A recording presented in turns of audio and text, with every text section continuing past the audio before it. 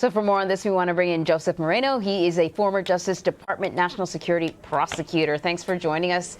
So on Friday, the Senate rejected a motion to consider bringing additional witnesses and evidence into the trial. Why wait to hold the final vote until Wednesday then?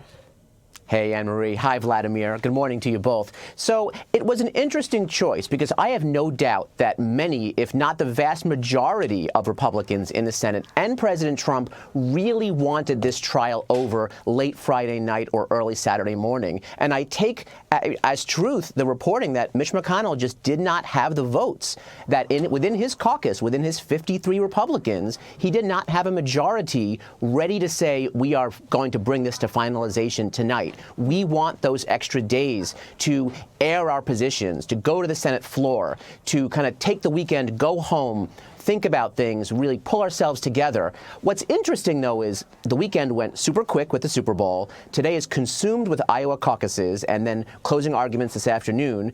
It's basically you have tomorrow and Wednesday morning for these Republicans and any Democrats to take their 10 minutes each to basically air their positions. So it seemed like a long time on Friday to say we're going to make 5 more days until we get to finalization. But the reality is that's not a lot of time between now and the 50 or so hours between now and the time the actual vote takes place. Joseph, I note that House Speaker Nancy Pelosi and some other Democrats have said that a trial without witnesses is not valid, that the president cannot be acquitted without one. It sounds like a political argument. Is it a legal one?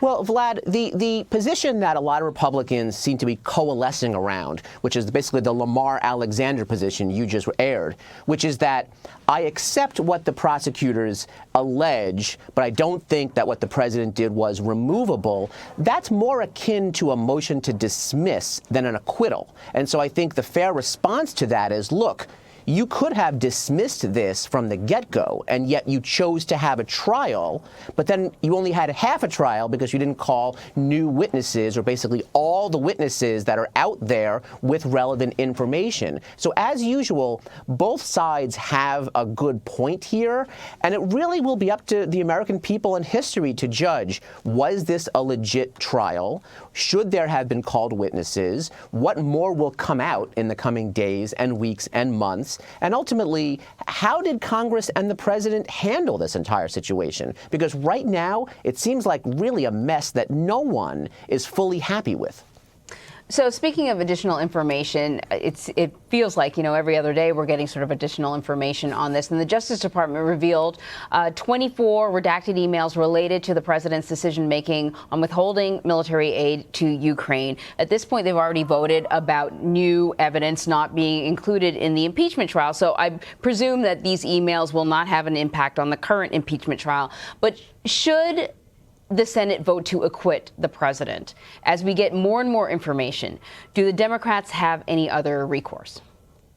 Well, Anne-Marie, they can always impeach President Trump again. They can continue the investigation. They can call John Bolton. They can subpoena his manuscript. They can go to court and fight against the assertion of executive privilege against these emails and whatever else exists out there, and certainly more does exist. So it'll really be more of a political strategic decision than a legal one as to how much more time Democrats want to spend on this. I have to think that many of their supporters and many Americans feel like this was not a fair trial and that we want the truth to get out, and that means continuing to go after the evidence. Others might say, you know what, we're ready to turn the page on this. We have caucuses and primaries starting, we have election beginning, and we really don't want to continue on with this. And so that'll be something that Adam Schiff, Nancy Pelosi, the Democrat caucus, the Democrat candidates will really have to kind of wrap their heads around and say, do we want to continue down this road, or have we basically, have we squeezed all we can out of this issue? Have we brought it to light to the American people, and should we now let it go? All right, Joseph, thank you so much. Thanks to you both.